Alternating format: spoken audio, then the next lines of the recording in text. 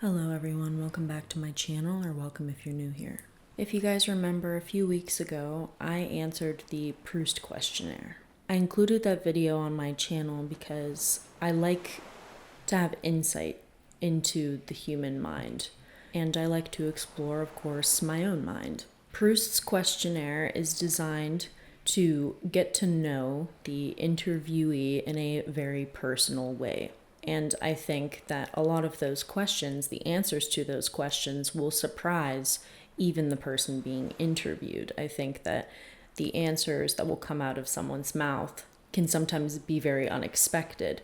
I know that whenever I was answering the questions, I just said what was at the top of my head. I've been thinking a lot about that questionnaire, and I thought that this week I should make my own. However, my questionnaire is going to be a little bit more centralized around certain topics. The topics that I'm interested in asking people about are topics that I feel aren't discussed enough. It's not just about getting to know somebody, but it's also about, I like to know more so about how a person looks at life, how they look at their own life, how they look at beauty, how they look at art, how do they process those things. And so my questionnaire, I have about 30 questions here that I'm going to tell you about, is going to be centralized around beauty, desire, fear, and death. And you may wonder why I put all of these topics into the mix with one another, because personally I think that they can be actually very intertwined. And I will explain why in certain questions. I won't go in depth with all of them because that would take a very long time, but I will explain why I chose certain questions and why I think that some of the topics that can seem polar to one another can actually have a lot to do with one another. I think it's crucial in this lifetime. I think it's your job to get to know yourself in this lifetime. I certainly am on that journey, and I implore anybody who watches my videos to get to know themselves as well, get to know the inner workings of their mind. And so I encourage all of you to not only answer these questions, but I'd love for you to ask yourself your own questions and categorize them in the way that I did, because I categorized mine based on what I prioritize in life. The categories I chose, I think, are important to ask about. And so I would suggest that you guys pick a few themes that are, let's say, reoccurring in your life and structure questions around them like I did, and then go through them and answer those questions. I might in a video later answer these questions, I'm not quite sure yet, but here are 30 questions that I came up with in order to better understand someone and how they view beauty, death, fear, and desire. The first question is pretty abrupt, I'd say. What is the greatest of all pleasures? Question number 2 is, do you think about your mortality on a regular basis? And I wanted to do a video just on this because I was thinking about this, something that is pretty common. I'd almost say that it's kind of a theme in itself, where, let's say, people are diagnosed with a terminal illness and all of a sudden they decide that they're going to do whatever the hell they want and just live for pleasure and happiness and just cross everything off of their bucket list. And I've always wondered why the knowledge that you will die, especially soon, which we all know we're going to die, I wanted to know why the knowledge that you're going to die soon is automatically giving you permission to just do whatever you want all of a sudden and just say, F this, I'm just going to live for me. Why does death and knowing you will die soon, why is that your excuse to all of a sudden do whatever it is you want to do, free you from the confines of society? I find that interesting. And I wonder if people who are maybe more creative or more ambitious or more curious consider that they will die on a regular basis. 3 is, should pleasure be prioritized in life? This question to me tells me a lot about how the interviewer views pleasure. Is pleasure, because I know a lot of people view pleasure in a very messed up way, and that people think that pleasure has almost a negative connotation to it, like right off the bat. Even though we do things for pleasure all the time, we do selfless, altruistic things for other people because it brings us pleasure. But does pleasure somehow taint anything that you do? Or does seeking pleasure come off as almost hedonistic? It shows me like what temperament people view desire and pleasure and how they structure their lives around that. Number 4 is, what does beauty represent to you? There's a really great book that I have yet to read, but it's called 6 Names for Beauty. And it is a book that goes through different cultures and their words for beauty and what those words mean. What is the ideal of beauty? For example, beauty in English is the object of longing. Or to kalon, which is Greek, if I'm pronouncing that correctly even, is idea or ideal. Wabi-sabi in Japanese is humility and imperfection. So I want to know how the interviewee sees beauty. What is the ideal of beauty? Does it right away go to, let's say, physical attractiveness? Does it have to do with things that are external to the body? How does somebody view beauty according to the culture they're in, to the society they're in? And so the next question, of course, is the opposite.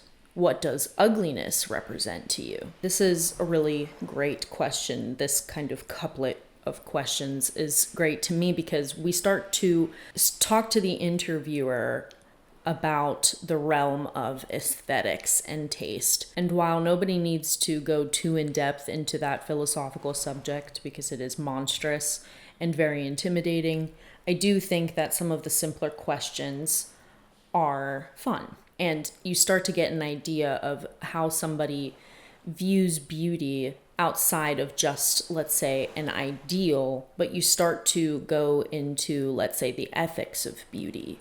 I think you're just contemplating beauty a little bit more than something that just brings you pleasure or something that's nice to look at. So the next couple of questions in this questionnaire kind of revolve around the philosophical concept of beauty. So 6 is, if one physical object could symbolize beauty, what would it be for you?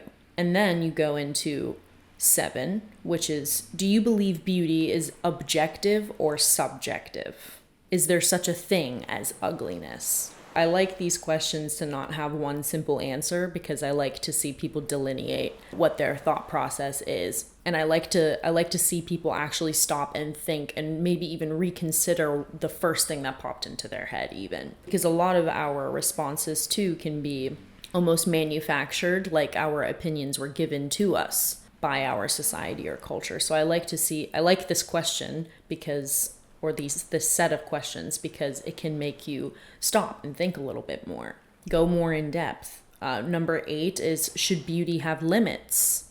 Can something be amoral and beautiful simultaneously? Now we're going into ethics, for example. I've personally asked this kind of question to someone before. And then because of that, I went into number 9, which is, do you have a tendency to romanticize negative things? I think that's also in the realm of ethics because there seems to be this problem in our society that we should not do something like that. That itself, looking at something tragic, let's say, and turning it into something positive or using it for art or creating a work of art that does not represent its tragedy accurately. People have a problem with that. And people want reality instead of illusion. And I have to ask, why? Then we start going into more, we kind of went through the first couple of questions talking about beauty, let's say, and pleasure and desire a little bit more. But then I start to factor in fear and death a little bit more into the questionnaire. 10 would be, do you find being lost a pleasurable or frightening experience? This question I included because the subject of being lost is an interesting one. Why do we not want to be lost? Why does being lost frighten so many people? Why does it make us feel like the ground has been ripped from underneath us? When in fact, in many cases, being lost is often a journey towards a destination of finding yourself, of learning something new about yourself. And why do so many people feel uncomfortable on that journey. The next one, 11, is if you could choose, how would you like to die? This is an aesthetic thing. Some people don't think about death at all. But if you are, let's say, somebody who prioritizes beauty, you think about your death not in a way that you don't think about it in a sad way, but it's almost like you want to be able to make it into an art form, which leads into 12, which is, do you desire to appear physically beautiful at the moment of your death? I think this is just a question that tests how extreme the person is, maybe, in regards to beauty and romanticization. Number 13 is your greatest desire unattainable? And if so, does that upset you? This is a question that kind of centers around the idea of lust for life. I think the unattainable can inspire sadness, melancholia, but it also can inspire the daydreamer and the optimist. Searching for something that is not necessarily something that you can achieve as a human being just keeps you running for life and keeps you curious. Number 14, we drop right back into beauty again. What is more beautiful to you, a nude woman or a work of art depicting a nude woman? I ask this question because I think it says a lot about the viewer, how the viewer views nature and the organic, and it tells me a lot about how they view human achievement, intelligence. Number 15, we kind of go back into aesthetics a little bit more. Does the desire to possess something deem someone incapable of truly appreciating its beauty? I was reading about aesthetics, and certain schools of thought do not believe that you can accurately judge something if you are biased in that way. If you want to, let's say, possess it, you cannot, let's say, look at a beautiful woman and say she is beautiful if you have intentions of sleeping with her, for example. I just want to know what the interviewer thinks about that. Number 16, we go back to death. Does knowing you will die motivate you? Number 17, we roll back to beauty. What was your first memory of something beautiful? Number 18, is desire a basic instinct or something more? Again, we go back into this idea of lust for life. Can desire, even at its core, even in the id, in the brain, at its most primal, can it, let's say, influence higher levels of thinking? Number 19, in that realm, do you view sex as satisfying a need or something more? Number 20, we jump back to death. If there is an afterlife, a heaven, what does it look like to you? Now this is where the two categories combine, let's say, death and beauty, because you're thinking about the afterlife and death and life after this life, but you're also thinking, because we've been drilled into our heads, that the afterlife is a pleasurable, beautiful, ideal place. If you're good, if you're a good girl, if you're a good boy, then the afterlife represents a beautiful ideal. Number 21 is similarly kind of in this vein as well, in desire as well. To escape, where do you go? This is also another, like, a setting of idealism for the interviewee. 22, when you envision your dream home, what does it look like? Yet another beauty ideal, a space that you desire to be in. 23 and 24 are a couplet. Which woman represents your ideal of beauty? Which man represents your ideal of beauty? And 25 is a really interesting one too. Again, you have beauty and death contemplated here. Do you fear aging? I feel like it's just such a loaded question. Maybe you couldn't ask this of somebody who's young, let's say my age, but certainly as a woman, I think that this can be a very difficult question as you get older, because we're drilled into our heads to value youth. 26, we go back to beauty, idealism, desire with what does a perfect day look like to you? 27, we go into fear and into a video that I did a few weeks ago. Should pain be avoided? Because pain is the thing that keeps us in our comfort zone, right? And when you leave your comfort zone, that pain can be represented by many different things, but your fear of change, of growth, of pain is what keeps you from so many things that you desire. 28 would be beauty again. When do you feel you're most beautiful? I am excited to hear anybody's answer to this one, because I think beauty in this sense can have almost absolutely nothing to do with your physical appearance at all. 29, When does something cease to be beautiful? And 30 is the last one. Can beauty be a part of everyday life? I ask this question to anybody because I certainly think it should be. And I want to know what other people think. I want to know if people think that's completely insane and that's unattainable, whatever it may be. All right. Those are my 30 questions for you all that pertain to beauty, desire, death, and fear. I would think that there will be more of these coming in the future, and definitely answers to these questions. I would love to involve the audience a little bit more.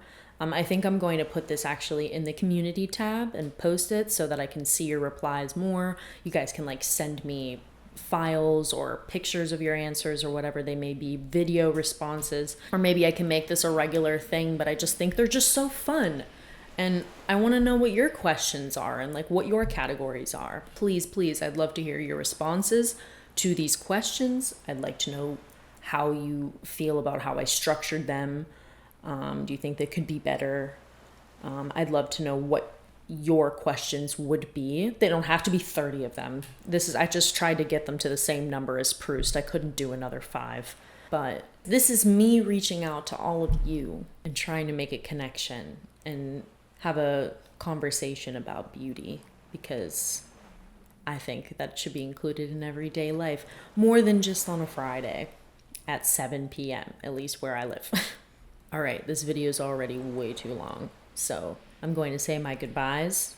Thank you for watching. Please like and subscribe. Please comment. I'm putting this in the community tab. I'm putting these questions in the caption.